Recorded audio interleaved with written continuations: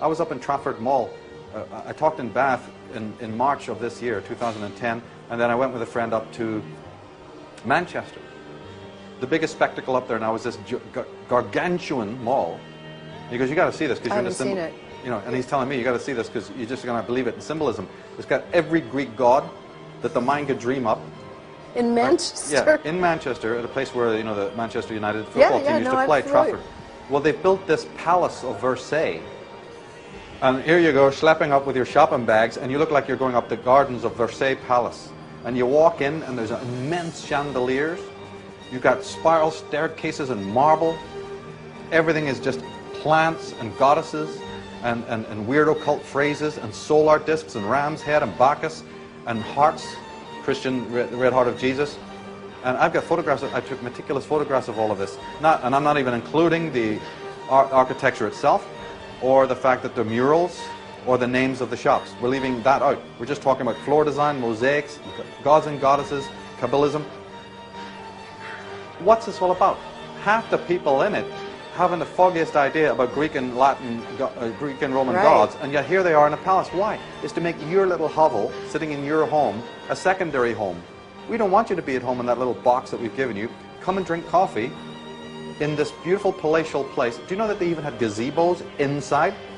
Did you know that they had a ship motif with a band playing on the stage, as if you're out on the ocean on a cruise? Then at night, in the daytime, the roof is clouds. As evening falls in real time, real life, stars come out inside the mall. So in other words, these people it's kind of like Las Vegas, the Paris. And, yeah, I think they've got this. It was the first time I've ever experienced this. I'm blown away. And that we sat there and observed. It's disorienting. Yeah. And what it's really doing is saying, forget reality, forget nature. We are facsimile. We're making a facsimile of it. The Taco Bell looked like Tutankhamun's. No, I'm not joking here. They had a Mayan design on like Pizza Hut or something like that. I've got the photographs. Everything was designed on temples and spiritual things. They had the Mayan calendar. They had Quetzalcoatl. They had Horus. They had the Pepsi and Coke machines and the toilets designed like the temple at Dendera. I'm not joking you. And everybody is swimming around in this place, inwardly sort of partly liking the euphoria, partly turned on because it's spiritual. I mean, you got pictures of Hathor and Isis on the wall. It is spiritual. And it's alluring to one aspect of your mind, but it's deeply disturbing to another because it's not the real thing. It's not holy. It's just food and garbage. So this creates this great inner schism. And again, coming back to a more primitive level, you don't want to be at home. You can come and eat here. You can walk around. You can take your girlfriend out. You can sit and listen to the band. You can watch the stars change. The clouds will come out. And suddenly, you prefer the simulacra better. Jean Baudrillard, the French philosopher, said that's exactly what's going to happen. As man surrounds himself with more plastic, as he takes his kids around Toys R Us and just has all these gizmos and gadgets and robots and cyborgs, and his TV has a million remote controls and blueberries and blackberries and whatever, you will become as artificial as the world that surrounds you, which is what's happening now. I said at the talk, conversation is a dead art. You ask somebody, is anybody sitting in the seat, and they think you're, they look at you as if you're just falling out of the sky. Right. And start fidgeting. You've offended them. They're afraid, and they're fidgeting with a gadget. Because anybody they talk to or look at has to be through the means of an impersonal gadget. There's no such thing as a conversation person to person anymore. It has to be by way of some technical device. How does this tie into the feminism? I showed a picture of a woman, the typical cyborg. It was one of these so-called pop singers, and I use that in as loosest possible connotation. Beyonce or whoever it might have been. Who's the blonde who's all famous now, this hideous monstrosity that loves really blood and death so much? Who is it? Gaga. Lady Gaga, half cyborg, half herself, so to speak.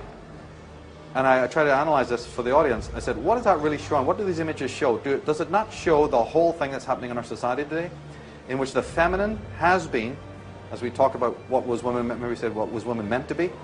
Well, I'll tell you what woman is. Woman is a threat. Woman has always been a threat. Woman is higher on the ontological ladder than man because she gives birth as the gods give birth.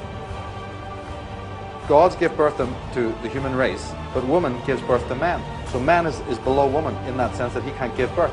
Technology is his way to rival the female power of giving birth. Woman, therefore, has always been a threat, what she represents. Now, the individual woman's threat is minuscule, but archetypally, racially, over the millennia that we've lived, the archetype of the female, which Jung named the anima, and there's other languaging for this, becomes a very, very demonic and threatening thing to the hardened masculine who will do anything but integrate. She's not only a threat, she's a mysterious female. Right? The book of Tao Te Ching says she is the mysterious female, the everlasting female. This mystery is the secret of it all. The mystery, which is nature, ultimately, is impenetrable to man. It's what's called, in scientific lingo, negentropic. They can't find the plug-in switch. How does the sun rise? How does the clouds pass? How does this tree grow out of mud? How does this tree grow out of mud and become that? Where's the switch?